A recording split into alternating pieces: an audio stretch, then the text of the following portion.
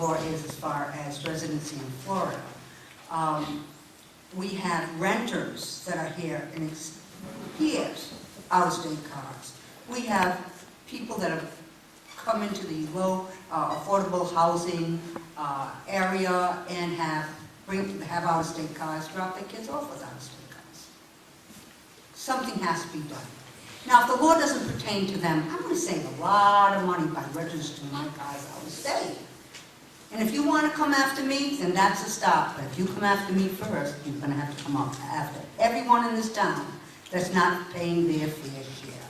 It's not fair to the people in this town who have always practiced due diligence, paying taxes, when you have other people that nothing applies to them.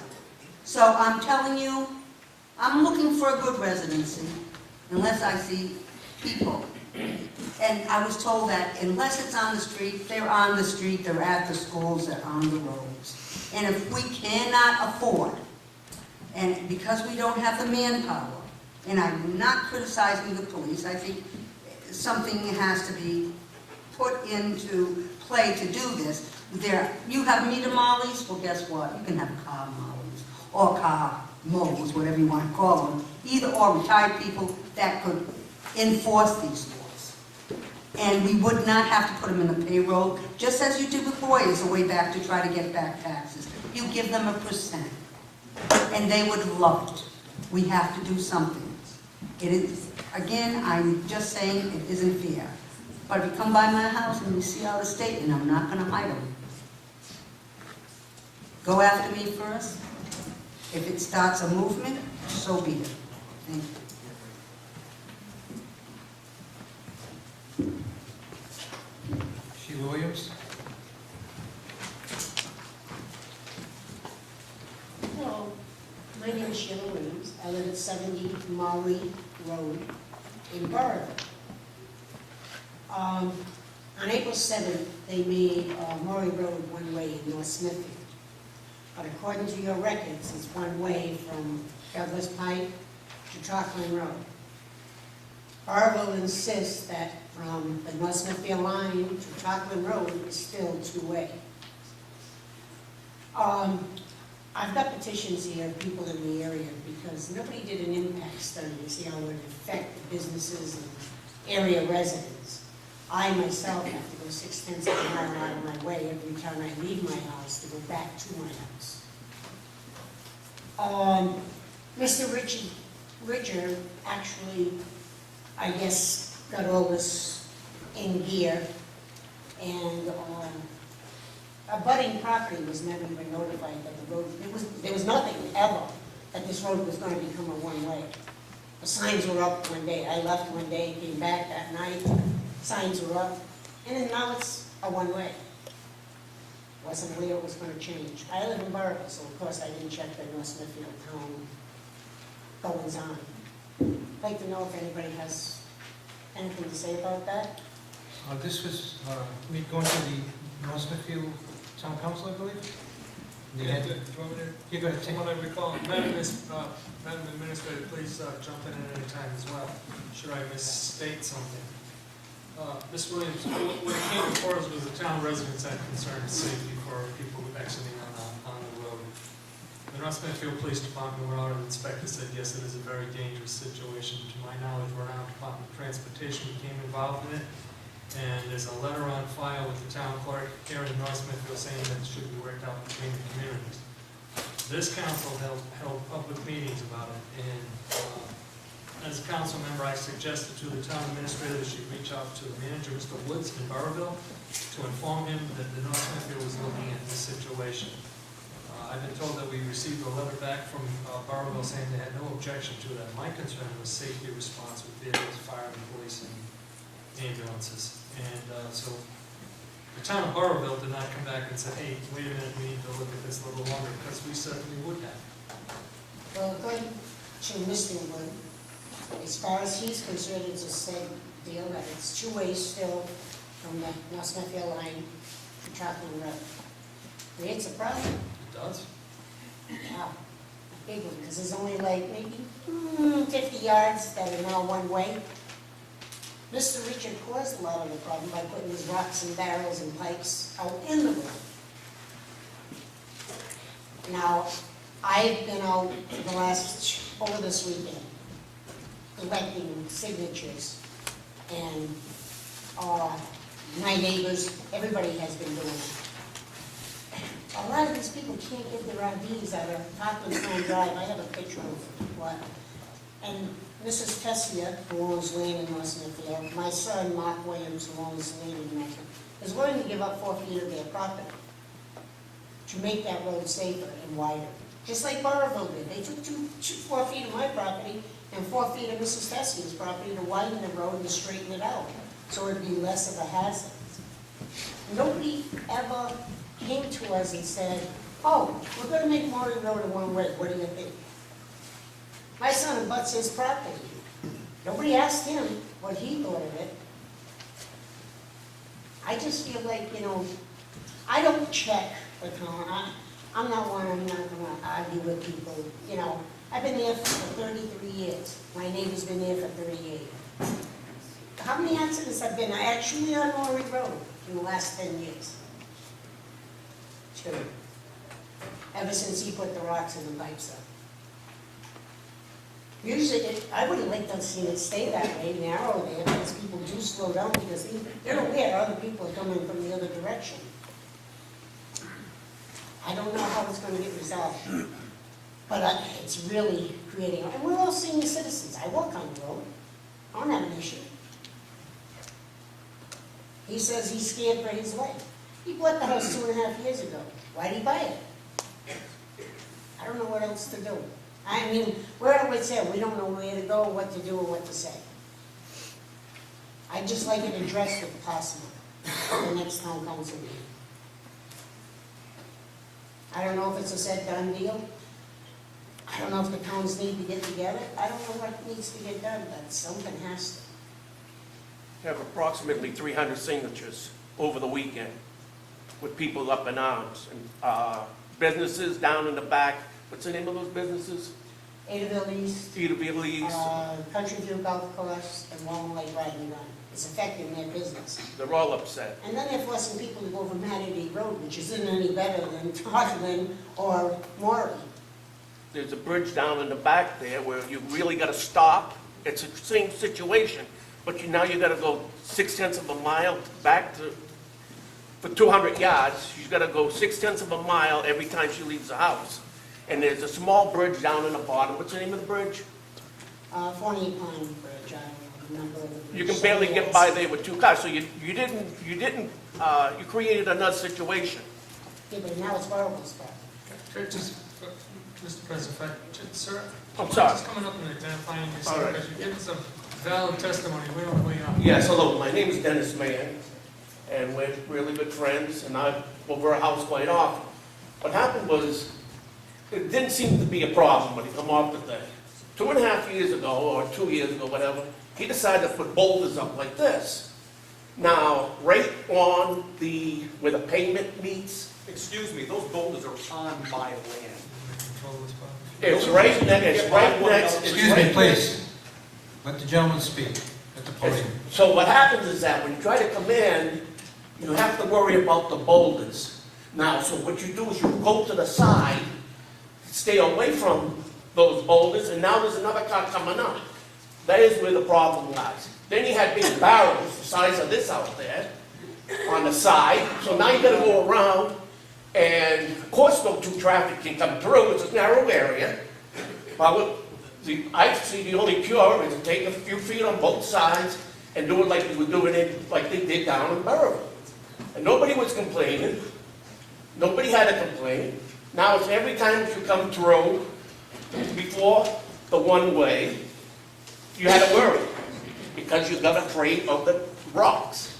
He said it's on his land, it's abutting the pavement. So of course you're a little afraid because you're afraid you're going to hit the thing. So you stay to the left instead of going where you're supposed to be. Now that isn't right, and it never will be right. And in fact, the rocks are still there. Go tonight. I think he moved them in closer, but I'm not sure. Moving closer to his house. Now it hasn't been a problem. Everybody's been living there people have been there for over 30, 40 years, and everybody's up and up. We had a whole petition. People coming to the house, knocking on the door, asking to sign it because of the problem. Another thing is that when you're trying to get up that hill, it's nice in the winter. It is a little slippery. You got to really watch. But you can go around if you have to. But you're not around the other way. Now, the problem is, and it's not going to change, until everybody's up and up. Everybody that we talk to, or like I said, come over there, has to sign the paper. So I don't know what to do, and I'm the homeowner, so I don't know what to do. And, I mean, I'd like it addressed. Is it, Mr. President, Yes. we are in open session, there are probably other folks that want to speak. Yes. No, I don't mean to shut you off. No, that's fine. This is a very important issue to you, to this town, and to Barrowville. Madam Administrator, we have on record a letter coming from Mr. Wood saying that Barrowville had no opposition, but now I guess Barrowville must know about it, and they're starting to realize it may not be in their best interest. Could you reach out, if I may, Mr. President, just a suggestion to the administrator, reach out to Manager Wood to see if we can get some dialogue going here. I like the idea that you folks are willing to give up some, if indeed it is your property, because every road, whatever the road is, has what's called the right of way that towns have. You think it's your property, but it's really not. Exactly. Okay, so I don't have a problem taking a look at it, but my main concern is safety, because when I came through there personally one day, and there was a school bus, and I could not get through there.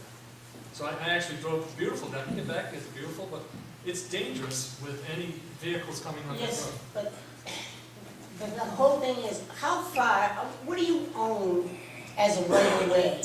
I was under the impression, from the center of the line, 20 feet on each side of the road. Now, this is just my impression. From the edge of the pavement. The payment, And center each of road, the payment. and every road in Rhode Island has what's called varying widths, they're not standard 28 or 30 foot. No. So in essence, in order so we can move, because we only have 15 minutes. to talk Okay, about- no, I'm sorry. No, and I appreciate you bringing it forward, but we really, And the buses are having problems in the garbage trucks. The garbage truck backs down now to pick up the garbage. Either that, or you're gonna take the garbage across the street. superintendent. And now you've created another problem. Okay. excuse me, Lars. Thank you. Public Directors here, Mr. Pendergast? Yes. Thank you. I think what we should do, only because this is under good and welfare, is we should put this off to, not even a council meeting, maybe another meeting that we can get together with Barrowville or whatever. This plan was based on one complaint in a study by DOT and a police study, with no residents or any feedback. I get 50 phone calls a day on this situation ever since we put the signs up. So my suggestion would be that we explore this a little more, because it is an issue. It's an issue with buses, it's an issue with track, it's an issue with everybody. But there's also some issues that the homeowner has that were discovered with land evidence, who owns what part of Route 7. So that gentleman also has some concerns. So I think that we all have to get together and hash this out to come to a resolution, but not at a council meeting under good and welfare. And that's where I was going with Madam Administrator, reaching out. As a superintendent of highways, director of public works, your colleague, your counterpart in Barrowville, hopefully Administrator Hamilton and Mr. Woods can get together to get the ball Yep. rolling. Absolutely. And then traffic studies. I have to say this, RIDOT took a look at this and said the communities should sell it. Maybe they should have stood up a little and got a little bit more involved. Exactly. But it was also a suggestion from them, and I have that paperwork. But in fairness to all people involved, I think we should all sit down and talk this out. Good idea, Mr. Pendergast, thank you. Thank you. Mr. President, if I may, you have that petition with you, folks? Yes. Yes. Did you submit it to our town clerk so she can keep it? Not that you can keep, I got a petition, but I mean, Signatures? all the signatures, I'll make photocopies and bring them up for you. Yeah, and you might want to give it to your council. I'm going, I'll be there Wednesday. Okay. Thank you for your time. Yeah, thank you. Thank you for your time this evening. That's basically it. Everybody else is no. That's the end of the report. That's it. Madam Clerk? Do you vote on?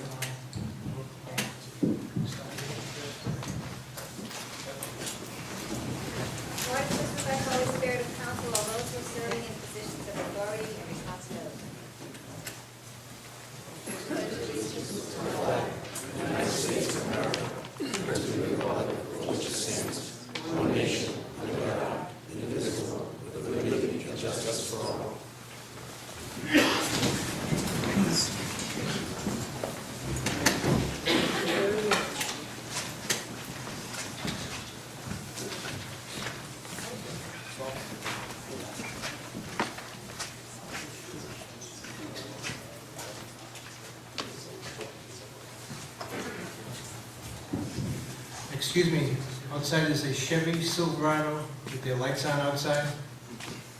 So whoever's vehicle it is. It's a tough neighborhood, I hope you don't leave the car and keys in it.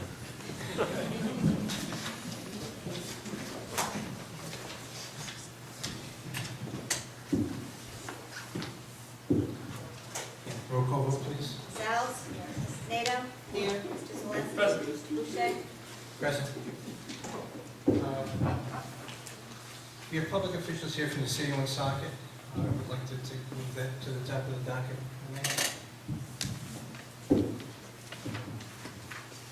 Do I hear a second? Second. Roll call vote, Madam Clerk. Sal's?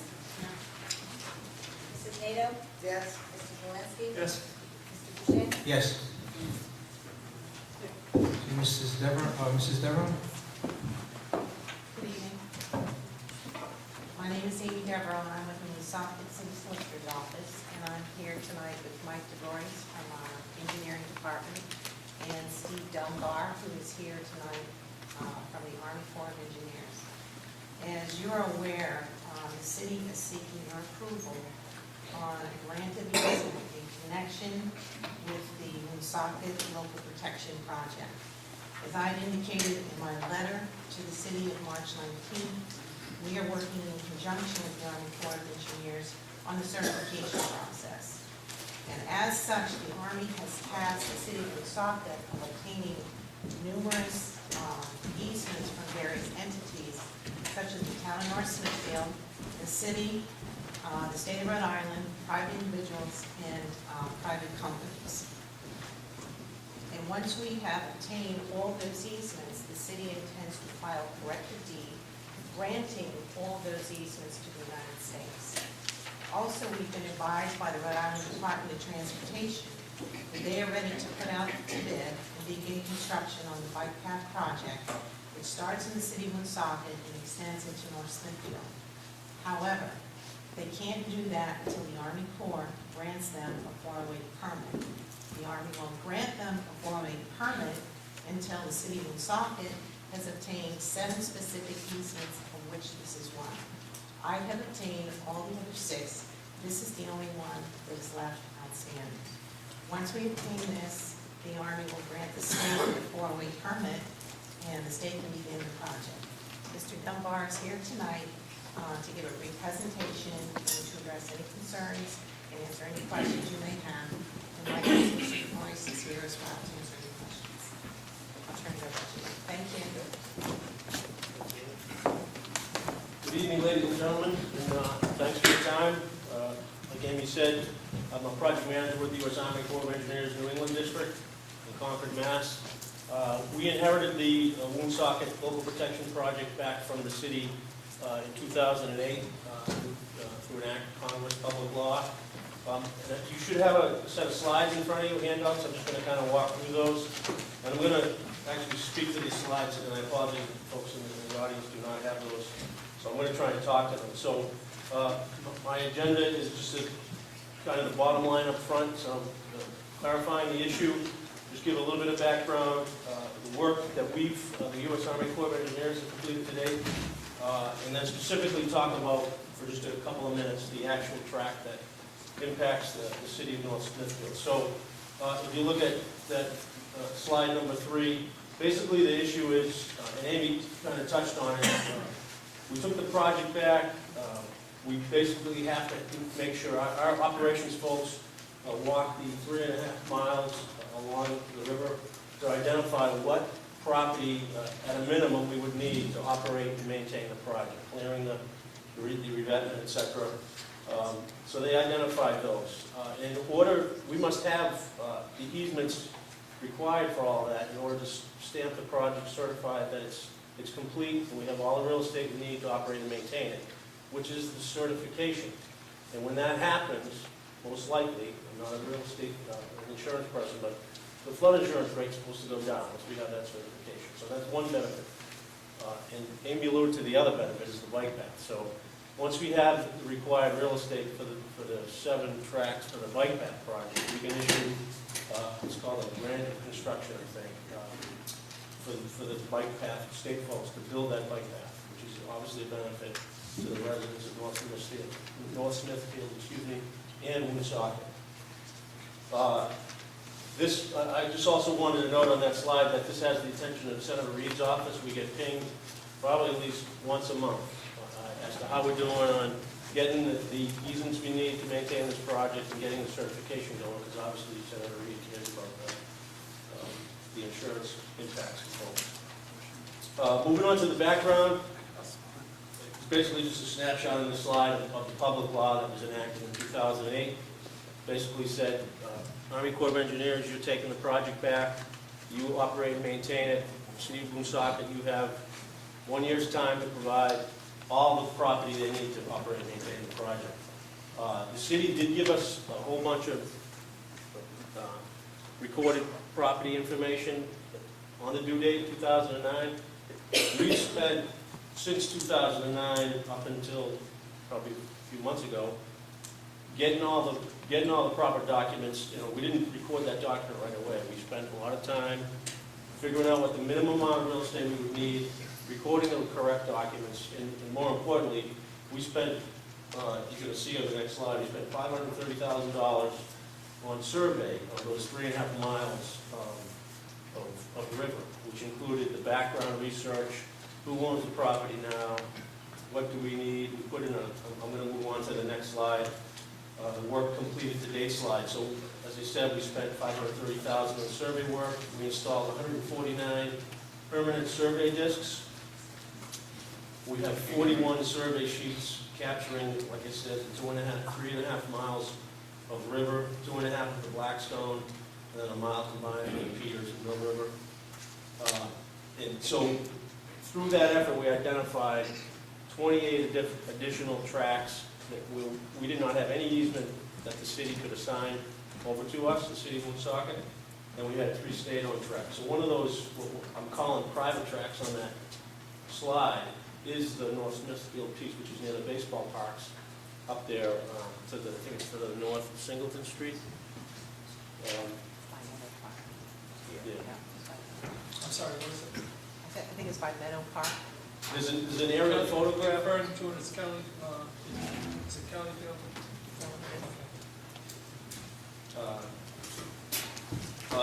So in the end, what we plan to do is get one large document. It's actually a 151-page drafted document where the city will say, all right, we have all the easements we need.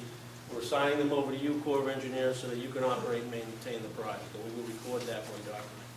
Now, since the bike path, there's some pressure to get the bike path constructed.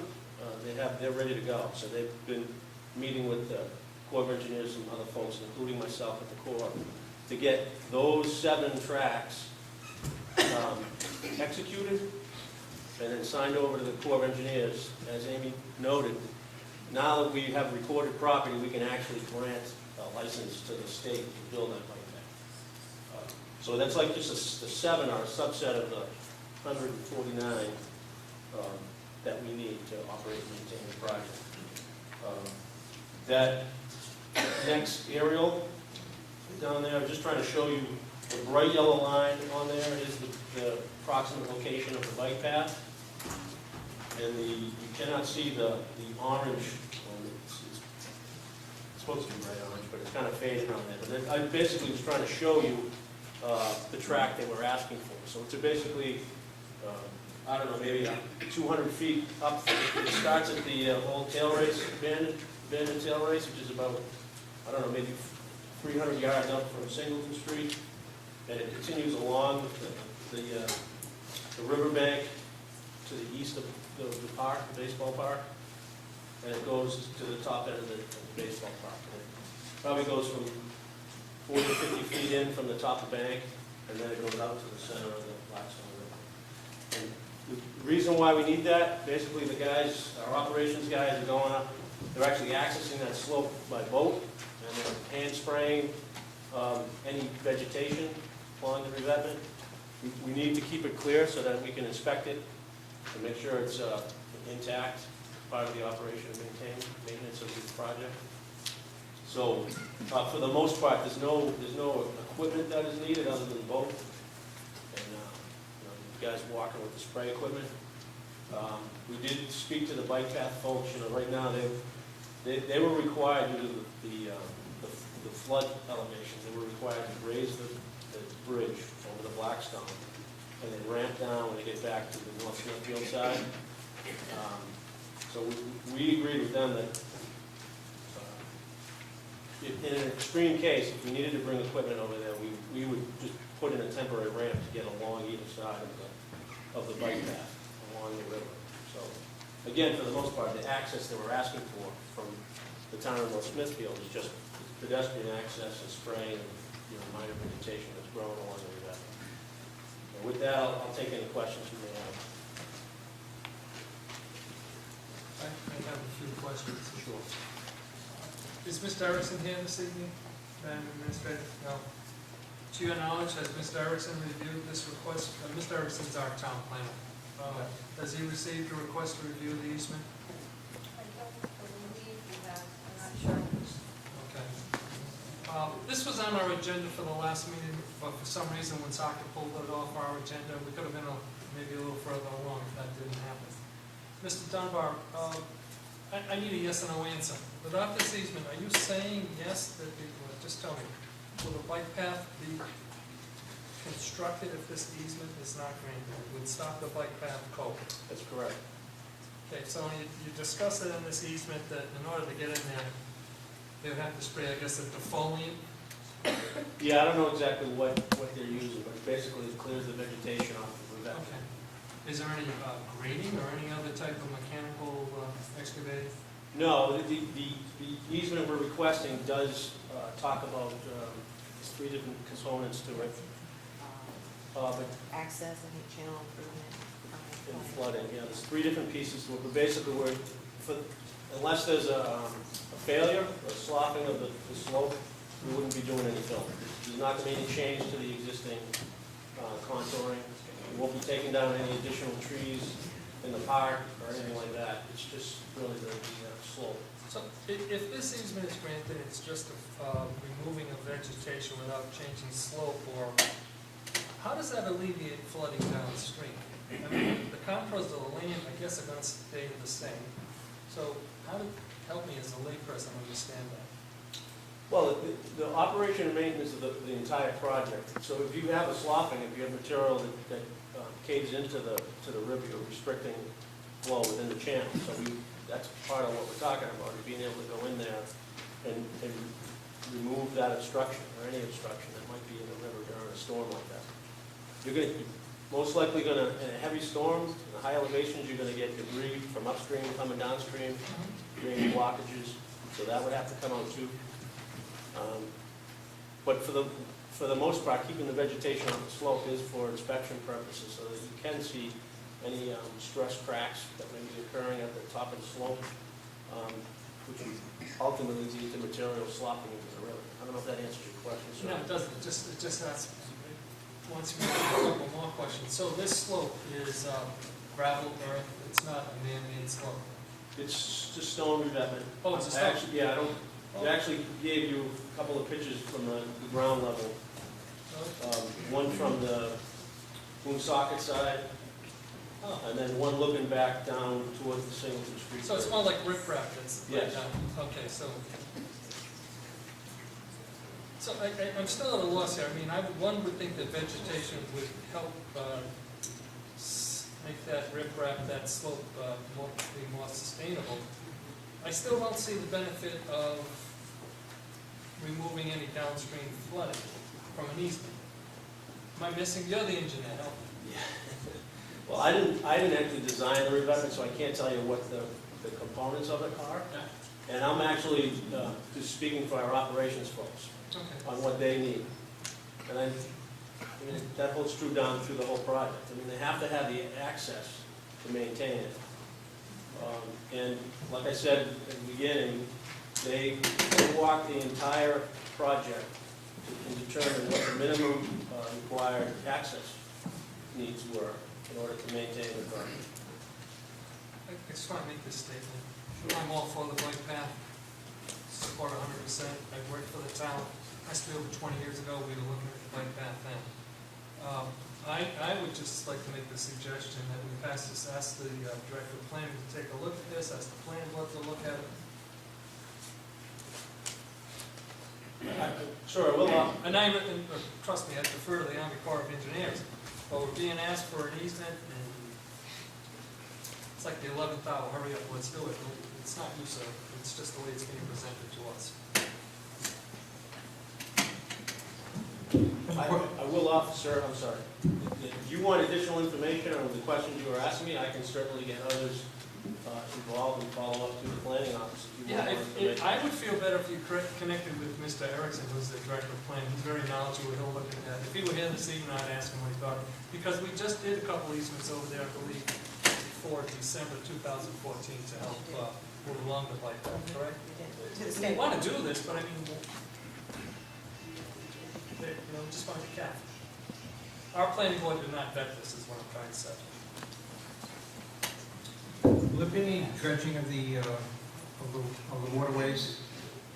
Not that I'm aware of, sir. Is that a possibility? I'd have to work through those guys to figure that out.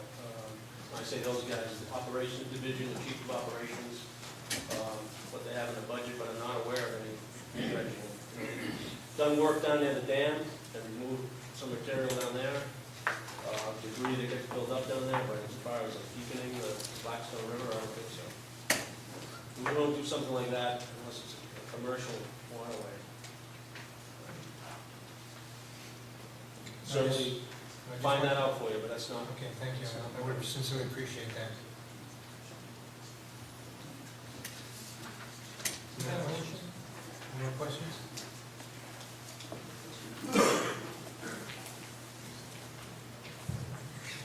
If I may, I'll make a motion that we ask Mr. Dunbar or someone in the Army Corps, along with representatives of Woonsocket, to reach out to our town administrator, our director of planning, and see if this is something the planning board should review. I don't know what their schedule is like, but I would just like to see it to be taken a look at by our side. Is that fair, Mr. Dunbar? Yes, sir. So that's a motion. Refer to the planning board? Yeah, I would like to have it looked at by the planning board through the administrator. Now, if Mr. Erickson can review it, does it have to go before planning? I can trust Mr. Erickson.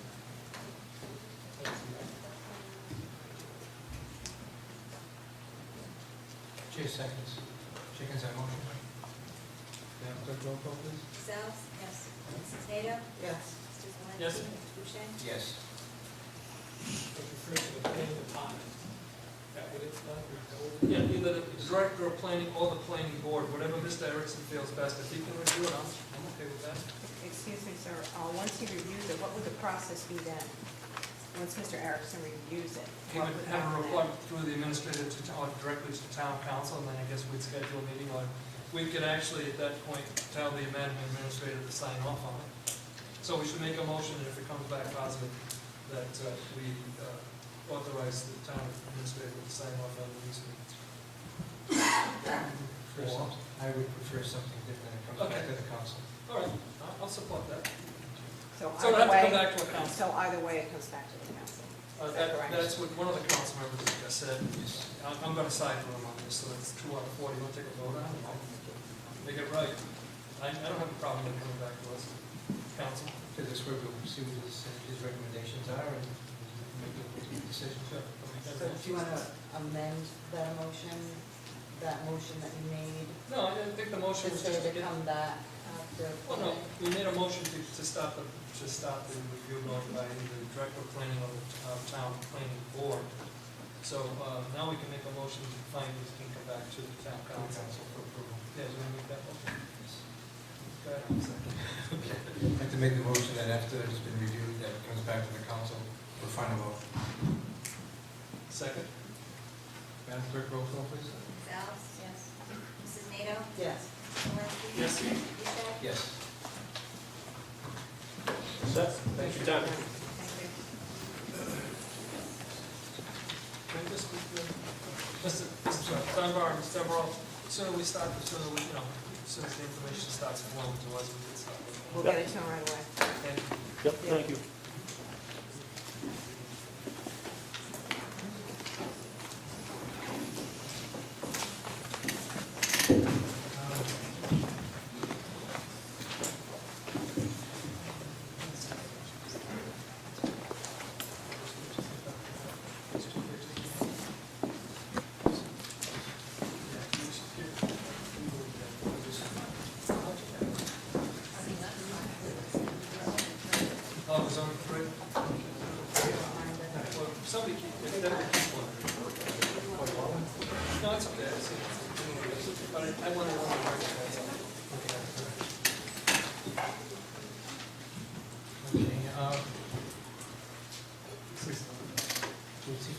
Item 4 on the docket is Rice Mayoral Academy Charter Schools public hearing.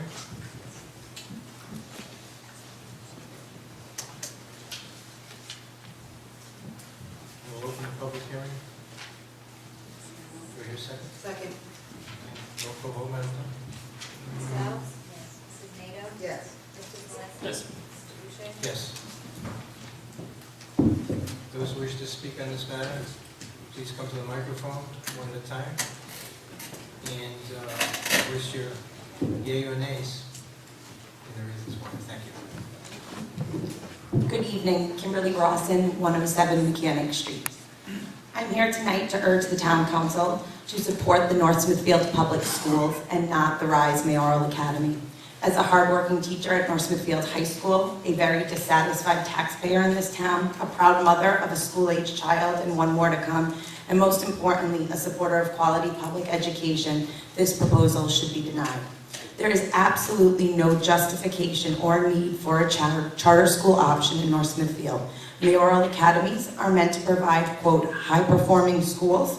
The Rise Mayoral Academy's mission is to provide, quote, a rigorous college preparatory curriculum to educate K-8 scholars for success in college, end quote. North Smithfield is currently a high-performing school district that does provide a rigorous college preparatory curriculum. North Smithfield High School was awarded commended status by the Rhode Island Department of Education for 2 consecutive years, the highest distinction that RIDE offers.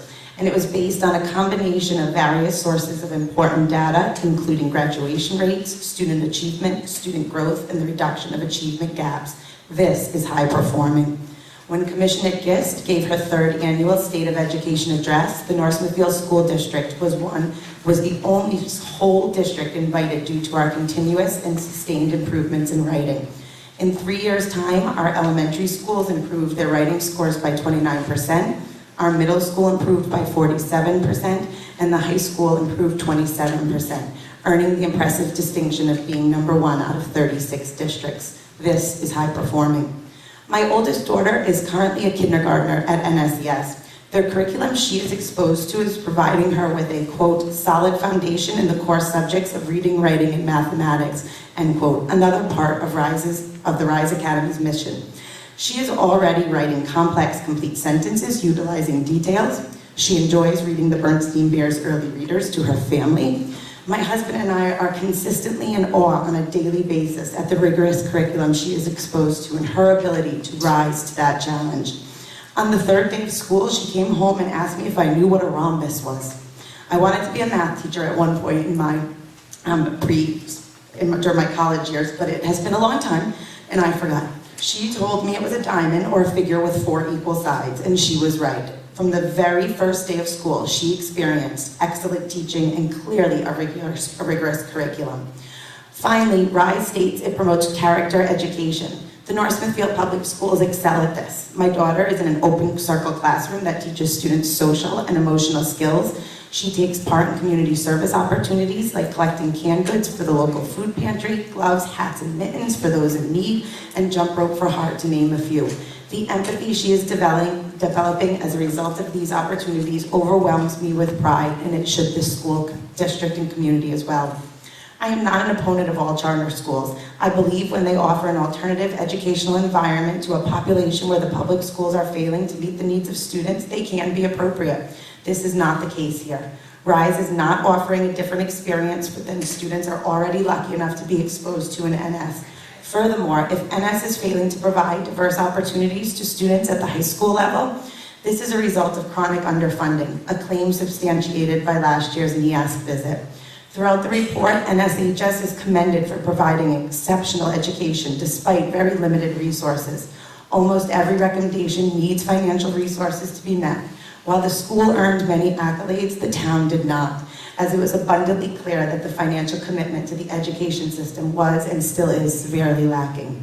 It's time to invest in our schools, in our children, and provide more opportunities in NS. In my short 12-year tenure, I have watched a myriad of important programs, such as the Career and Construction Program offered by Mr. Tim McGee under the block schedule that used to exist at NSHS, cut. I've seen the technical arts department cut from 5 people to 2 people. The business and computer science department is a department of 1, and my department, social studies, which plays an important role in developing civic awareness and engagement, has been cut as well. The students of NS deserve more, and they deserve it from the public schools that have been serving them exceptionally well with little economic support. I urge you today to vote against the charter school as we offer the same opportunities that they are going to provide. It will serve no essential purpose and will hurt the majority by siphoning very limited funds from an already cash-strapped school district. Our faculty and students already rise to the top. Therefore, I'm requesting that the town council make a motion to not support the Rise Mayoral Academy and submit the vote and a letter to all parties involved at the state level supporting this vote. I also request that the town council order the town administrator to withdraw her name as a sponsor and remove her name from the charter application. Thank you for your consideration.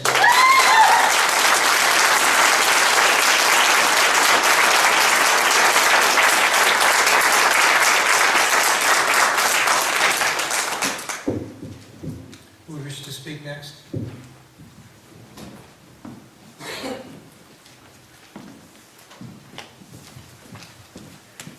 Good evening, my name is Nicole Denton, I live at 60 Week Street. I'm speaking as a taxpayer of North Smithfield and as a Woonsocket band director, so I'm proud to be both.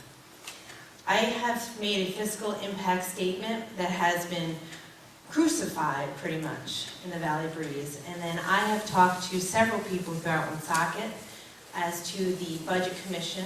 I went through all of the documents, and I can tell you safely and truthfully that we are going to lose a lot of money. I am not speaking as a mom that my children are going to lose out and that makes me sad, which it does. However, when it comes to money, this is inappropriate. I don't know if you have received the fiscal impact charts already. I think I've sent them to you, but I'm not sure if you've read them before. According to North Smithfield, we spend per pupil for elementary over $4,471. For the middle school, we spend $2,700, and for the high school, we spend $3,906. That is for each pupil. This is according to the Rhode Island Department of Education. This is part of the InfoWorks. It is already stated in the websites. It's already public knowledge. So this is nothing I'm pulling out from thin air. This has already been said and stated. Now, the Rise Mayoral Academy, for kindergarten only, because that's where this is going to begin, will receive a tuition invoiced to North Smithfield $9,945 per pupil. As you notice when you've seen this chart, every year it has been risen up, where there have been 12 students for the first year, which we will lose $119,340, and every year it will go up by 20 students. By the 5th year, we will lose out $914,940, sorry. And so as we continue on, after 5 years, we will be out $2,902,337, which I find staggering, being that I moved my children here because of the music department. I also moved them here because this town is known as one of the best school districts in the state. And even though I'm a Woonsocket teacher, and I find Woonsocket teachers to be phenomenal teachers as well, I'm proud to be both a teacher in that city and a mom of students in North Smithfield. And as I see this money being taxed and taken from my kids, as we lose our money, we're also losing some programs that my children who are in 3rd and 5th grade, as they go up, they're going to be losing programs that I have invested my time and my love into. And so I'm asking you, and I'm urging you, and I'm requesting that this not be considered part of our town, part of our school system. As I see charter schools coming and going, I fully believe in them when they are specific for a specific task. Beacons supports culinary arts and theater and visual design, fantastic. But when I see Catholic schools that are being paid by parent tuition, which is appropriate, and then I see public schools being paid by taxpayers, and you're taking money and haven't even asked for our opinions, that's inappropriate. So as you continue on, I'm not going to give you the whole spiel of how I feel. I'm just gonna tell you that over $2 million, almost $3 million is too much for me to pay. And as a mom, I can't do it. So I'm asking for your permission to think about the fact that this is inappropriate. And I'd like our administrators need to be off this immediately. Thank you.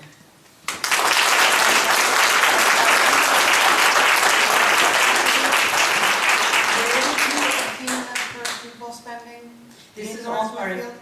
I'm sorry, what? In North Smithfield. In North Smithfield.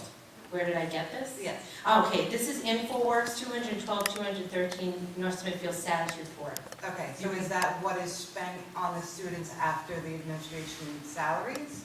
Because if you look it up, it's a much higher number. Yeah, it's a much higher number. When they took out the numbers, and I've even seen that higher number, which is 13,000 something, Yeah. that's per like teacher, it's broken down very differently. If you look at just the InfoWorks 2012-13, just for each pupil, not including the administration, all the extra things, if they were to give each kid extra things that they don't even need, that's where that money's from. And I've seen that number. That's not where Rhode Island Department of Ed bases their information on.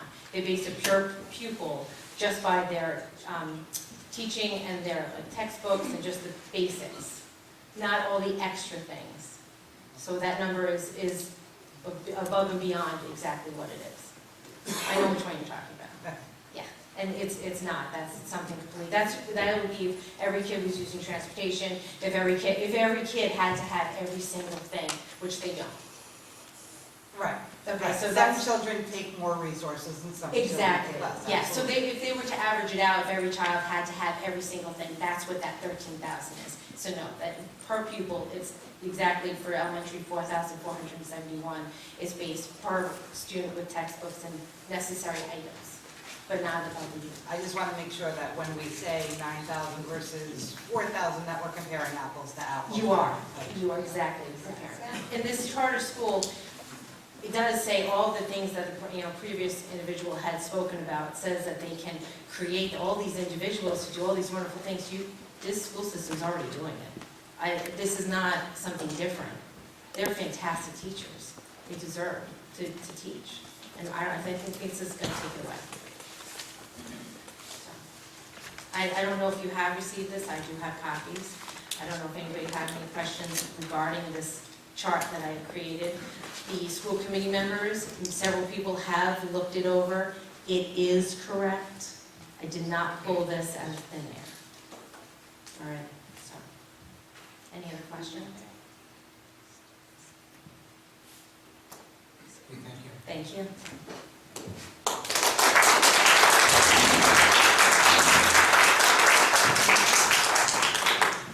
Daniel Howard, Douglas Pike, North Smithfield. I'd like to ask a question, including Mr. President, to the administrator.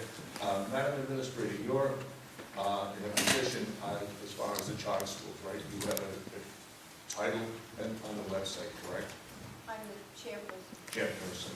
I'd like to ask you one question, and did you get an advisory opinion from the Attorney General or from the Ethics Commission before you took that position?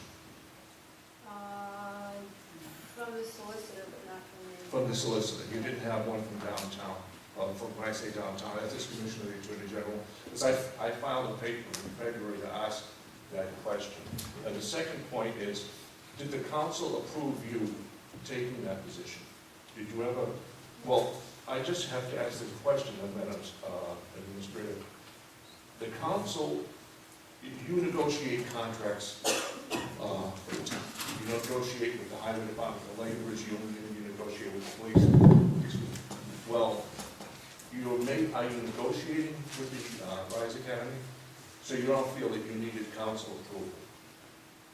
There was a negotiation. No, but I mean just to sit on that board. Do you feel you're in conflict of interest? All right, then my next question is, could you basically state to the people here, they've spoken very well. Mr. Halloran, please direct your questions to the council, please. Yes, Mr. President. Would you ask the administrator then if she can state to the people in the audience, and I just heard two people speak opposing, why she feels as the chairman of this organization, Rise Academy, why it would be in the best interest of the taxpayers of North Smithfield to have this go through, to have you approve this. Thank you. Because I believe in choice. Right. I believe this is another opportunity for some students to work and learn in a different environment that I'm not denigrating an existing environment. I have fun when I was at these people the other night judging the fantastic students that we have. It's another option. I would ask you just one question then. To get into some schools, such as to you, Mr. President, you get into school, take for instance the URI School of Pharmacy. The entrance requirements to get into the URI School of Pharmacy, they have 100 slots. 50 of them go to out-of-state people because they pay more tuition. And you can see the kids down there from New York and New Jersey. You have 50 slots left. I know people who sent their children to private school. They told me if their children didn't get at least a 4.0, there was no chance of getting into the School of Pharmacy. If monies are restricted from the high school, and we can't have accelerated programs, are we denying those children in the high school the chance to go there to benefit the few that are going to the Rise Academy? That's my question. I don't have an answer, and I don't think you have an answer now, but I think that on the scales of justice, you take the money from one, it has to come. Thank you for your time. No, the problem, just want to say one thing. The problem is that with these charter schools, there's a funding mechanism, which the General Assembly will be addressing. I'm not sure if it will be this year, next year, or whenever. I do know is the fact that when these charter schools did start, they were supposed to be revenue neutral, and that has not been the case. And also, there's been issues in Cumberland. Individuals from Lincoln also expressed the rising cost of these charter schools. So, like I said, people know my personal opinion. I made it well known a long time ago. But the fact is that a lot of these things with the charter schools have to be addressed by the state. And also, too, they also have to deal with the issues of the local cities and towns, because the funding formula in my eyes is not a fair funding formula. I agree with you, and I understand one other point, and I'll just make one last statement, that the recruiters for the charter schools, I understand, work on a commission. I've heard that, whether that's true, I haven't seen that in writing. But I would say this to you, I think the town council would have spent their time if they were to, in fact, petition the state to turn around and fund the special needs that are required by the state for students, rather than this, because there's only so much money coming from the state, as you and I both know, and it would be much better if the state, the extra monies were going in to fund it to relieve the local districts, because those costs are going up every year. And I notice people on the school committee sitting around here, they can tell you the numbers. You know, and I know, there's a special needs are very high, and I think it would be much better if we were fighting, everybody in the state were fighting for that, rather than for the charter school. Thank you for your time, Mr. President.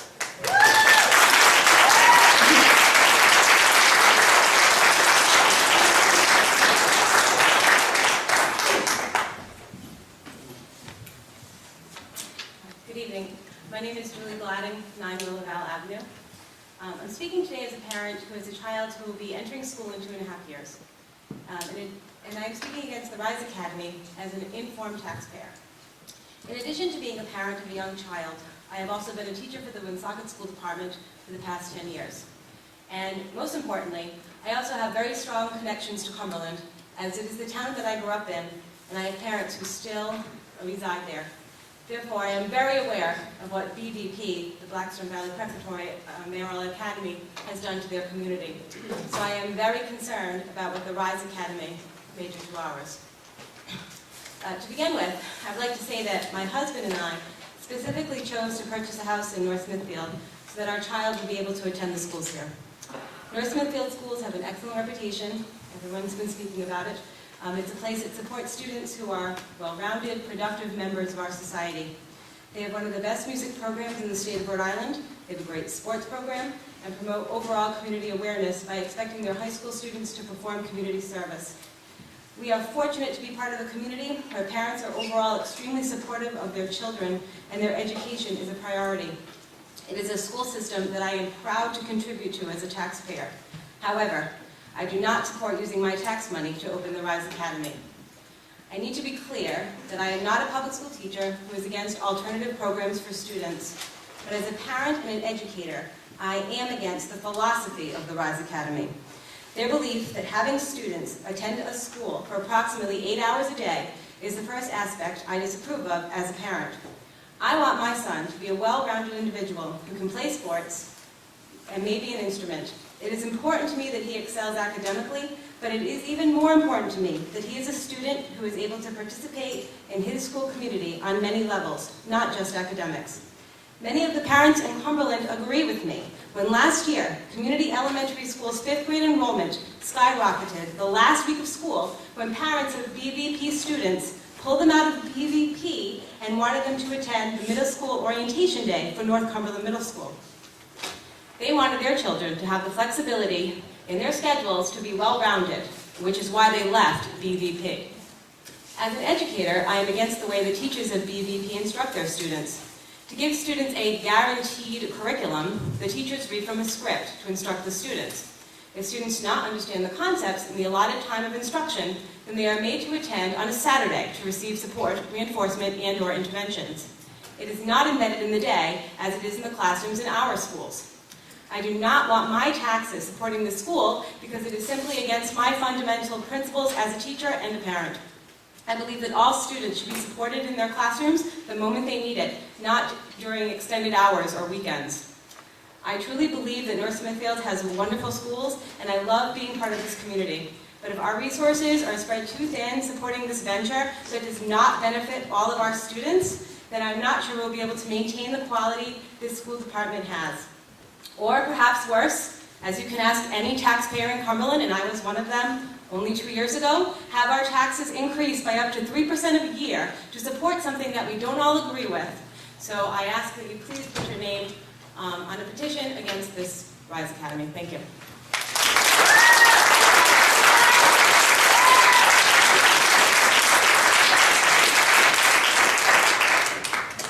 Hi, my name is Natalie O'Brien, and I live at 128 Old Gray Road. I hadn't planned on speaking, but a comment was made that I just wanted to share my feelings on, and that was about choice and individuals having choice. When we talk about choice, I think that when I moved to North Smithfield, I made a choice, as many other people did, to come to this community, perhaps for many different reasons. For me specifically, it was related to education, so that was a choice that a lot of people in this community made. When we speak about choices, I went to Mount St. Charles. I did not attend the public school in the community that I grew up in. I moved here thinking that my children would be able to use our great public school system, which has been, received many accolades over the years, and it is proven every single year. However, if the choice is taken away through funding, then I do fear that the opportunity that I envision my children being able to have in this district may no longer be there. I also think about choice. Administrator Hamilton had spoken about the We the People program, and I do have parents who fear that their children may not be able to stay in that program because of how expensive it can be if we win the state competition and go to nationals. And I'd hate for those individuals not to have the choice to give their child the opportunity to stay in that class. And often choice has to do with funding, and I think it's important for us to recognize that funding another school is going to take away from the students in our school. I also think that students in North Smithfield do have choice. Students can go to Beacon, students can go to the vocational school, and they can certainly take the opportunity to use our excellent public schools that we have here as well. I think that choice has to do with the taxpayers and the people who are here who feel strongly that they should have a voice in the choice that the community is making, and that they feel that they were not consulted and that their concerns were not heard. And I think it's important that we recognize that it's okay to give choice when people have a different choice based on my knowledge about the Mayoral Academy. It does not appear as though it's giving a different option. We do give different options to people individuals have chosen to move to North Smithfield High School for the excellent education that I think that we can provide them with. And I do ask that you vote against the Mayoral Academy and that you continue or start to continue to fund our schools so that way they are as strong as they possibly can be. Thank you.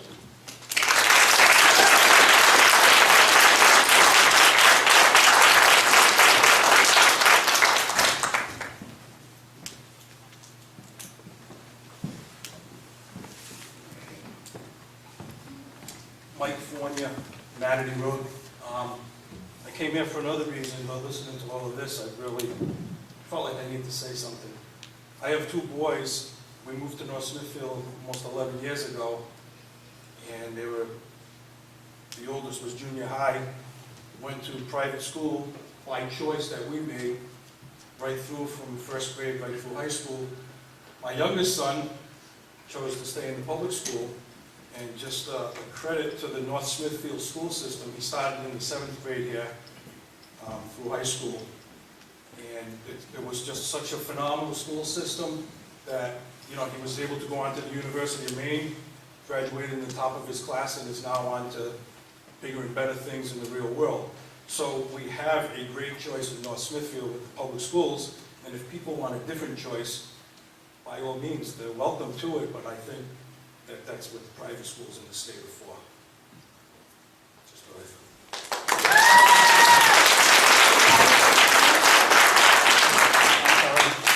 Private schools aren't necessarily a choice when parents can't afford it, and most of them, about 100% Well, of them, that's, are Roman Catholic.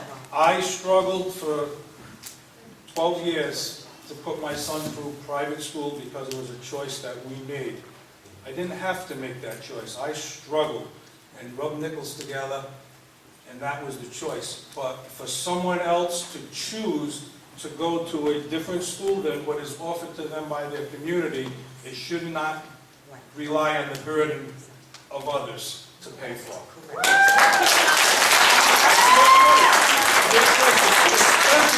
Especially when there's a good school system in place. There's an awesome school system in this city, in this town, and that is what is here for all of the community. If you choose, you could move to another town to get into a charter school or to go to something where that is your choice. But to choose to send your student, your child, to a school that's going to cost other taxpayers more money and possibly take extracurricular things away from the students of this town, that's not fair. The funding of programs at the schools are not under our purview. That's under the school committee's purview. When my son was How was that possibly a cop-out? when my son was in the North Smithfield High School, the hockey program was very close to being cut because of funds. And it was parents that pulled together to make it happen. Okay? Hockey is probably the most expensive sport of any high school sport because of what's involved with it. It's not just the field. But even that, even if you're not cutting extracurricular, you know, music. I had never had anything to do with music, but friends of my kids who were in the music department in North Smithfield, all I ever heard was great things about it. And, you know, those things, if something's going to give somewhere. Something's got to give. If these numbers are correct, which I didn't do the homework, but what this woman said, $3,000 to $4,000 for a student is what it costs us in North Smithfield, but it's going to cost us $9,000 to send someone else's student. That's not fair. That's not fair at all. We do have on the docket for tonight modification to the fair funding formula that we're going to listen to from our school committee. So we can understand better how the funding is done and what is being proposed to try to make funding more fair. I don't think any supporter of charter schools has ever had a negative comment to make about the North Smithfield school system. It is wonderful. It absolutely is. We have fantastic programs, wonderful teachers. I have a daughter that that's in NSES right now. And my younger daughter will be entering, she's in a private school today in kindergarten, but she will be attending NSES next year, hopefully. I don't think it's a competition. It is when it comes to money, as it stands right now. It would be a competition where, you know, Oh, some absolutely. tax money will go over there, but I don't think anybody is It's all, saying anything it's all, negative. you know, we all want the best for all of our students. Right, I want the best for yours, you would, I hope want the best for ours. of course. It all comes at a cost. It all comes at a cost, and at what cost? You know, my son who stayed in the North Smithfield school system, whenever he needed anything, it was given to him. He didn't have to come back on a Saturday to get it. You know, I don't know, I haven't looked into it, you know, I haven't paid much attention. My kids have been out of school for quite a few years now, but I just can't see taxpayers having to fund another school system or another school when we already have a good school system in place. Just my opinion. Yes, excuse me, Mike, just wait a second. One of this, we would be having a discussion about this charter school. I mean, North Smithfield graduation rate is 90%, Burrville is 89%, Woonsocket is 59%. Do the people of Woonsocket want something different, want something better for their kids? Probably. Absolutely. And you can blame basically the mayor of Woonsocket, who basically started this ball off with the charter school. And personally, like I said, I'm a numbers cruncher. Doesn't make sense for North Smithfield. Maybe it makes sense for Woonsocket, but There's a place for everything. however, this decision is not going to be made by, I mean, we can have a vote, and it's going to go to the state, and the state's going to say yes or no, not us. Right. We can make our feelings known, like you're doing here tonight, Right. in which I'm grateful that you're here. Right. That's the way I understood it 2 weeks ago, was the town is just giving their opinion. This is what we would like as a town, what we come up with, but the state is who is actually making the ultimate decision. Is that right? The state makes the Right. Board of Higher, the Board of Secondary Education? I just think all of our wallets, you know, we're all spread so thin as it is. Why do we want to create something that, once the ship sails, I forget how you worded it exactly 2 weeks ago, but once The the genie's door is out of the open, bottle. once the genie's out of the bottle, there's no turning back. Well, the only thing I could probably suggest is contact the Speaker of the House, Nicholas Mattiello, contact the Senate President, Teresa Piper-Weed, contact the Governor, and also to voice your objections and opinions to the Chairman of the Secondary, Elementary and Secondary Education. Because Woonsocket's faced with another issue of an expanding charter school, which is going to further exacerbate more funds. And that's why the General Assembly has to figure out something dealing with the funding formula to address charter school issues, instead of course, impacting the local communities like ours. Thank you.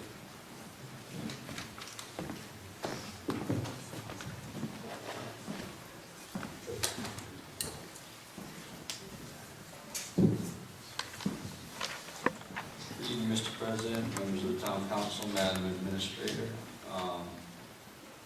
I've sent you all this local process document in the past. I think I'm going to just kind of cut down to what I meant to be the crux of the issue. With all due respect, Mr. President, I think you may be missing one step that certainly can happen before the proverbial genie gets out of the bottle. And I think the first question that needs to be asked of the administrator is which solicitor actually gave her an opinion that it was okay for her to sign off on the application for the charter school. Okay? I'm not a lawyer. I've spoken to 2 attorneys, both of which know this town charter inside and out. They understand how it works. They understand that the town administrator is not allowed to appropriate any funds without the permission of the town council. By signing her name to that application, she's effectively afforded funds and signed a contract, according to what I've been told, again by 2 separate attorneys, and she violated the town charter by doing so. So, yes, we can take a vote in the town council and send our opinion to the state and that may or may not have enough teeth, but I think the real issue here is whether or not the town council is willing to take a vote to order Mrs. Hamilton to take her name off of the application, because from what I've been told, she has violated the town charter, not only on what I just mentioned, but also the school committee has care and custody of their budget solely. So there's two issues here. We violated the charter by not getting approval from the town council by putting her name on the application after Mayor Hunt removed her name. And secondly, Title 16, the school committee has care and custody of their own budget. So she's appropriated funds on behalf of the school committee where she doesn't have the authority to do so. So I think, I like the fact that you're willing to take a vote and obviously look at a moratorium, fair funding formula. That's not going to affect this mayoral academy. One thing that I firmly believe, and again, the attorneys that I've spoken to firmly believe that can end this, is for you folks to take a vote in order her to take her name off the application. The process stops there.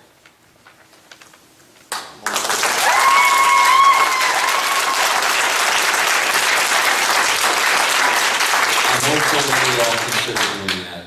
I think that's an option that I don't know that you're not aware of or what, but and I'd also like to know, I'd like a direct question asked as to which solicitor gave the opinion it was okay to do so.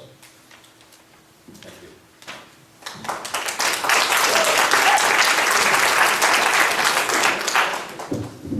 Excuse me.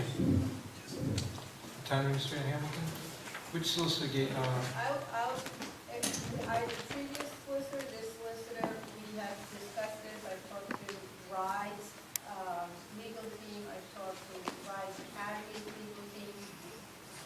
But I can ask someone else if you like, and then we can take it from there. We don't want to. We don't want your name on it. No. Well, handle one question at a time, if I may. So the question was, which attorney, Mr. Iglesias, did you opine on this? I did not plan on signing it, but obviously the state law is clear on it. And I submitted a memo to Councilwoman Nato outlining state law as well as its interaction with the Rhode Island Constitution and the home rule charter requirements that specifically exclude school activity from the town's ability under their charter. Right, and I have that letter up on my laptop right now. And there is, as you know, there's, I also indicated to Councilwoman Nato that there are two bills pending for this exact reason before the General Assembly, House Bill 5164 and Senate Bill 87, because this exact issue has been raised by other cities and towns, asking that the administrators or mayors not be allowed to sign without council approval. Those bills are being considered by the General Assembly. They're pending, they're not law, they're pending. Mr. Solicitor, so I mean, this thing has been basically, for the most part, has gone through a process of for several years of this Rise Academy. That I don't know. Well, I don't know how long the Ride Academy has been going. 2-year process or 3-year process? 2-year. I do know pursuant to my discussion with Drew Alsop of RIDE, the original preliminary approval was October 14, 2014. I don't know how long before that it was filed. And he indicated there was going to be a final approval consideration at the board on April or May of 2015. He indicated that obviously the Rhode Island Board of Education considers objections both from town council and school committees, but he could not gauge whether those objections would result in a... If they're meaningful or not. But I asked him, but he did indicate that it's meritorious for the council and the school committee to submit those objections. And that's what I thought you were doing. We also have former solicitor Marty in the audience. Jim? Mr. President, members of the council, Madam Administrator. Did you say the formal solicitor gave you an opinion? Not a written opinion. Okay. Okay, oh, no. No, I never did written. On what? On being able to get involved. I was not the chairperson of that. Right. It was Lisa Baldelli Hunt, May Baldelli Hunt. And then I was on there as a board member. And we had discussions about it, but there was never any opinion. I went to RIDE, I went to RISE. I did get an opinion here. But you're saying, I'm just wondering if you're saying that I gave you. No, I never I said don't- you gave an opinion. I said we had discussed it because there was something going on very early on in the process.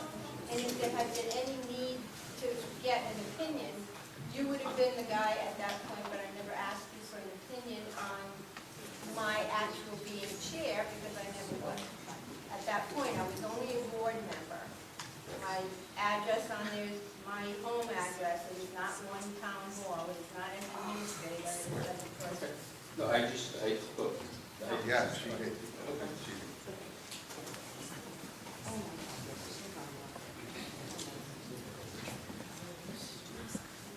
Okay. Okay.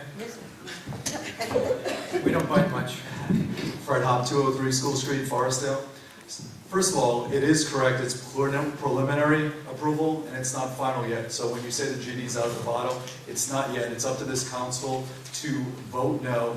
I don't know how you advocate for funds for North Smithfield School Department, but also advocate funds for going away to the new academy. I spent much of my time in Lincoln, and when the charter school, the Merrill Academy happened in Lincoln, no one really saw a big problem because it was mostly Cumberland students going, a few Lincoln students, but I just want to tell you today, $1.9 million, $1.9 million goes out of Lincoln School Department's budget to pay just for the Merrill Academy, not the other charter schools, just Black's BVP. And if you're just saying it's a couple of kids now, there is no savings. So our superintendent did a preliminary cost. What would happen if all of those students came back? It would cost about $385,000. So that's a $1.6 million into the coffers of Lincoln. So I'm just warning, as a taxpayer in North Smithfield that has 2 kids into the system, I'm really nervous about what's going to happen. And if I was a budget board member, I would be really, really concerned about the money that's going to go out. And there's going to be no savings. People will always say, well, we can close the classroom. There's not enough seats. Now, I've heard a lot of people that say, you know what, charter schools, they're not bad, it's a niche. Absolutely agree with that. But back in the day, charter schools were not meant to be compensatory. It's not meant to steal dollars away. It's to take a look at those kids that we're not meeting their needs and to create programs for them. So by doing this, Town Administrator, you're saying that North Smithfield is not meeting the needs of those kids. If that's the case, take the money that we're not paying and fund the schools appropriately. Thank you.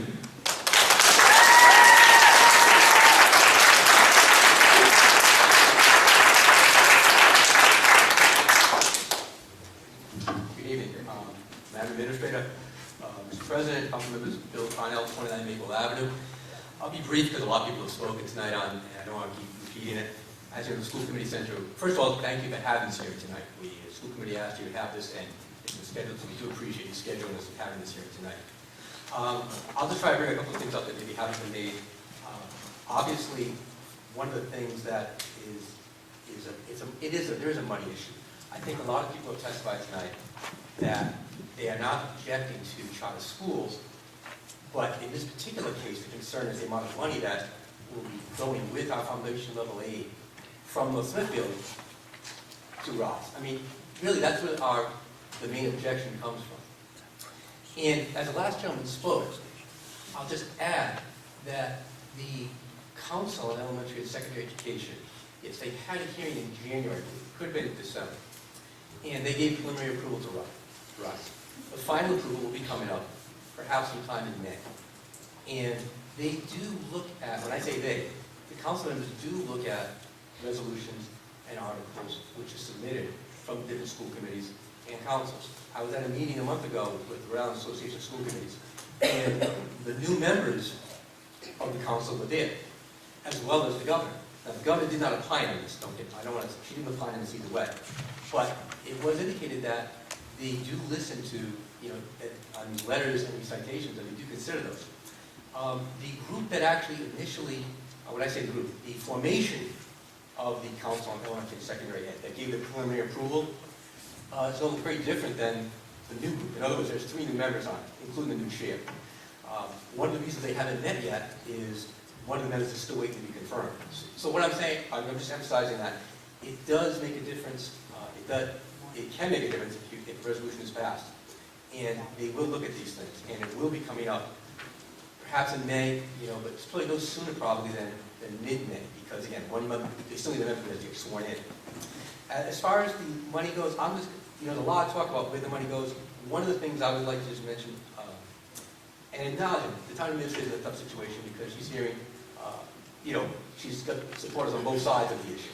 But one thing I think that if you look at a change in circumstances is that the Budget Commission, which was in Woonsocket, and I'm not referring to the type of Budget Commission we have, they were under a separate statutory Budget Commission which basically was running the city for several years.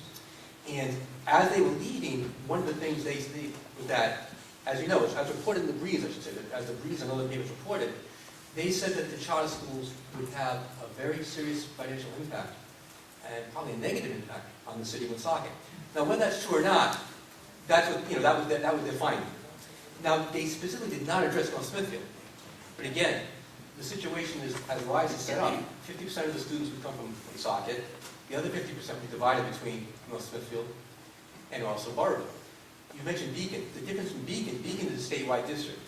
Beacon is, yes, they're expanding, they're having a new middle school program. They draw from the entire state. RISE will be very concentrated on Woonsocket, North Smithfield, and Burrowville. And that's why it has such a financial impact on us, because of that concentration. So I just ask you to consider that, and as the town administrator, consider these points tonight. If you do a resolution that does get noticed, no one knows what the new council is going to do, but I do think that it was indicated at the meeting that they do take note of these things, and it does take effect. Thank you.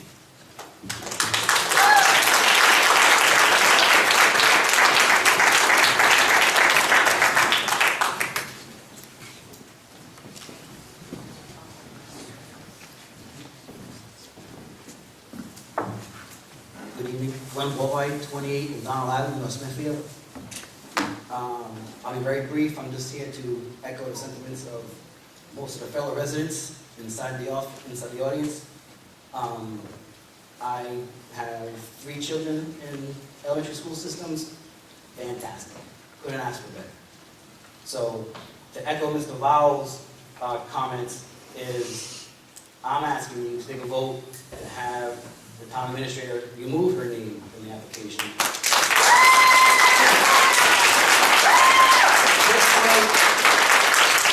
Woonsocket's City Council had Mrs. Baldelli Hunt remove her name because she did not follow the city charter.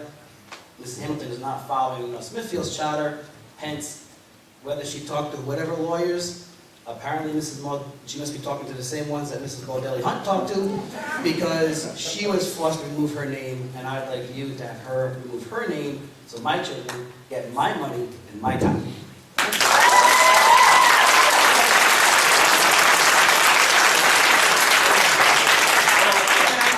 One thing, Mr. Miles, what attorney did you talk to that said that it was against the charter that she put her name on? I don't think I'm at liberty to discuss it. I don't think I have to go to the town's work for it. If we'd like, we can go to that. We can go that way. I'm not a litigious person, but we can bring them in. I don't want to argue. I just She's wanted to know. qualified enough to dig into that herself. Call the question. Take a vote right now. We're going to continue with the hearing. Actually, that's what I came up here for. I'm not going to repeat everything that's already been said tonight, because I agree with everything that Mrs. Rawson said and Mr. Halloran said. Mr. Boucher, you said that this has a lot to do with the fair funding formula. And there is a commission in place that is headed by Representative O'Grady from Lincoln, who has met with myself and Mr. Connell and Mr. Lindberg, and they are looking at this.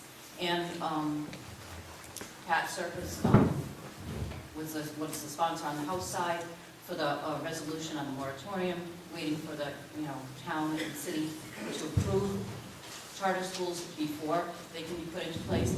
But that's something that's coming down the road. And the fair funding formula, as you said, that won't happen right away. But what I'd like to ask you tonight is for one of you to make a motion and a vote to take place tonight to ask Mrs. Hamilton to remove her name from the sponsorship of this resolution.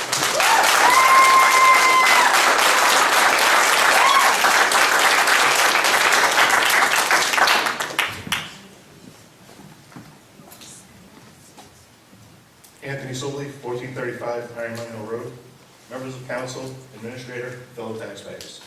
I can stand here before you to speak on both Lincoln and Cumberland, now just 5 years into a mayoral academy, are facing financial issues and have called for a moratorium.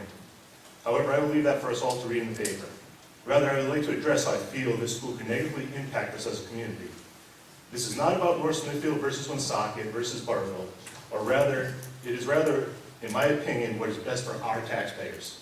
I have heard from some who have said the Rise Academy is in the best interest of our students, as it gives them new, creative, and challenging options that may not be available.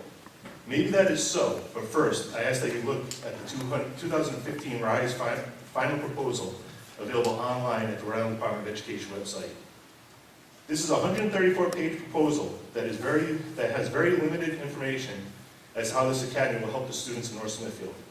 As a matter of fact, on page 1, under the needs section, it outlines that there are, in the needs section, in the outline, there are 2 multi-sentence paragraphs speaking as to why Woonsocket needs this academy. Woonsocket's performance, their ethnic makeup, testing averages, and neighborhoods are all cited as reasons of need. Compare that to the 2 single-sentence paragraph combined for Burrville and North Smithfield, which reads, as a regional mayoral academy, we will enroll a percentage of students from both North Smithfield and Barville. We will support and challenge those students, the most struggling and the most advanced, and will provide the structure and instruction to ensure that students are reading with fluency and comprehension and achieving at or above grade level. As a matter of fact, in the final proposal, I cannot find any mention of North Smithfield or Barville's inadequacies where it supports that this school district that this is needed by our district. For me, this is not about inclusion of a minority of our students who may attend, but rather I see it as a means of funding for RISE to meet their obligations. Once you have thumbed through the RISE proposal, I also ask that you take a look at the direct funding which was provided to me by RIDE, and is also available on their website. For those who have not had a chance to research, for fiscal year 2015, the local share per pupil for charter schools is as follows. Woonsocket, $2,500, Barville, $5,725, North Smithfield, $8,869. That would be taxpayer dollars. This is not including state, federal, or any other aid. I am not debating cost of school versus school, expense versus expense. What I am saying is the taxpayer hit versus the other sending districts. Why do I share these numbers? Because with the so-called fair funding formula, our local tax dollars will be used to pay for children of other communities. When I sought out buying a home, I was looking for a good community and a good school district for my then newborn daughter. I was willing to pay for my children as well as the others of this community to receive the best education they can get. I found it in North Smithfield. I did not sign up for my tax dollars to be spent out of district and potentially hurt the students that do not make it in the lottery. The school breakdown has been reported to be following the slow growth model with 81 students per year until capacity is reached. It is being said that it will be comprised roughly of 50% Woonsocket students and the remaining 50% split between Barville and North Smithfield. At those numbers, 1 year of funding from the local district of strictly taxpayer dollars would look somewhat like Woonsocket at $100,000, Barville at $114,000, and North Smithfield at $177,000. After 5 years with minimal increases, it is projected our town will spend roughly double Woonsocket's spending to send half the amount of students. Please tell us how, as a council and administrator, you can support our taxpayers' hard-earned money being spent this way. Year over year, there's contention within our district regarding spending in the budget. In recent years, I've seen custodians going without or getting minimal raises. We have had the latest mishap with the Hallowell bond. We have teachers in the final year of a contract that is still being discussed, and we've seen money being withheld from sporting. Accounting practices have been called into question by the school department, by the council, as well as the administrator, and has been unfounded. Yet somehow we are considering sending money out of our district at a rate far above than the other sending communities, and we will have absolutely no control over their budget. This is unacceptable and should not be supported by our council or our administrator at this time. Thank you.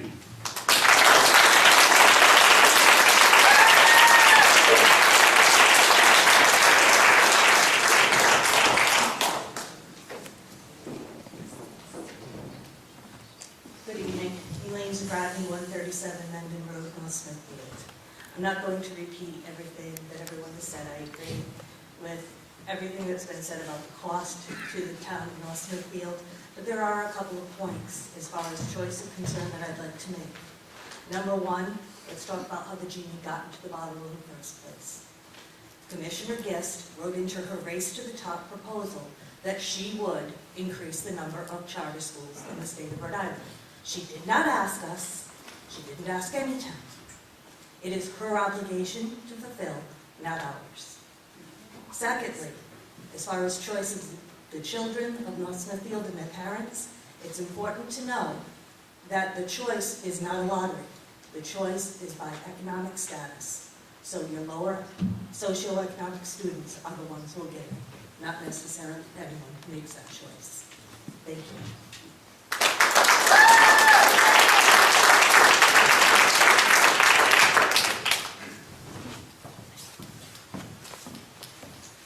Hi, my name is Lynn Goodwin. I live at 23 Westwood Road. I did not intend to speak this evening. I am a lifelong resident of North Smithfield, a 1993 graduate of the high school. I'm also a teacher in Cranston, and we recently, thankfully, voted down in Cranston a mayoral academy for every single reason that you have heard tonight. The teachers, our superintendent at the time, we fought very hard for our public schools because we believed in them, as I believe wholeheartedly in the public schools in this town. Now, I keep hearing the word choice come up, and that's a great buzzword. Everybody likes choice. I do. We all do. However, it's kind of like No Child Left Behind to me. Nobody wants to leave a child behind, right? Sounds great. But when we tried to put it into practice, what really happened? I feel the same way about when people talk about choice for charter schools. I made a choice, as everybody else did, to live here, and I would like that choice to be respected.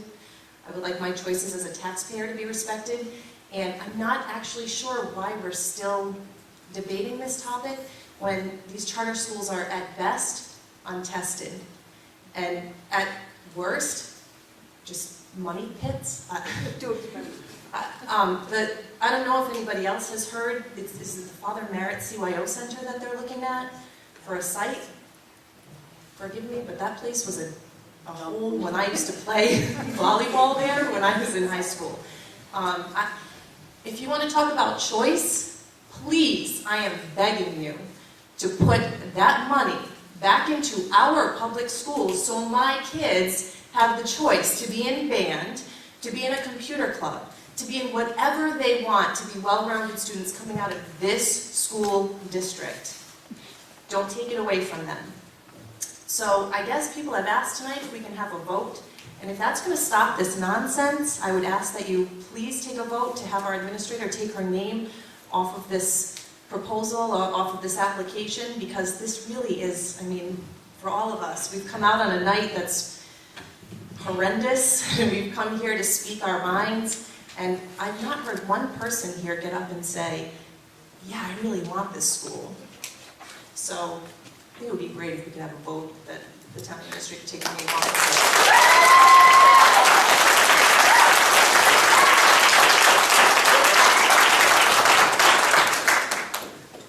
I already spoke, but I do have a quick question. I would ask the town council president to ask Mrs. Nato if she is planning on voting, and also I would like to know what her affiliation is with the Rise Academy, because after reading some, what I found very unprofessional commenting on the Valley Breeze blog or whatever it is where you can post your comments, there was a reference to being an employee, working for an employer that is involved with Rise, and I don't know if that is I feel like that could be a conflict of interest, so I'd like some clarification on that.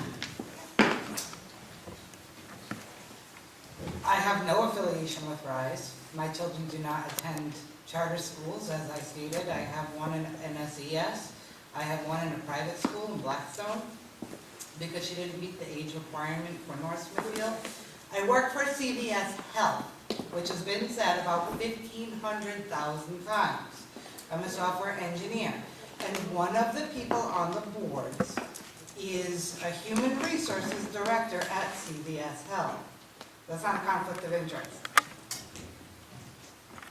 Thank you for the clarification. Again, after reading it in a context that seemed quite unprofessional for a leader in this town and community, I did want some feedback from you. And I don't appreciate exactly the rude tone by which, I'm sorry if I don't know where you work. I don't think that's part of my responsibility to know where you work.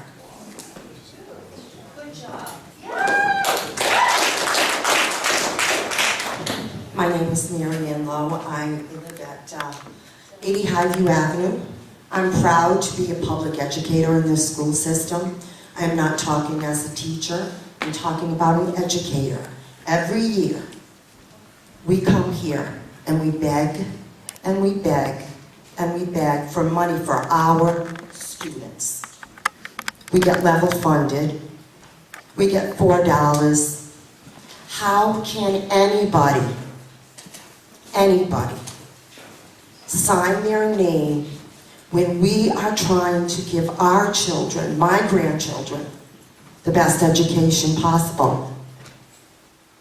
And I do take exception to your comments about part-time employees. We're not part-time employees, but I wouldn't even get into that. I just want what's best. I grew up in this town. I've seen this school system and what it provided for me. I'm a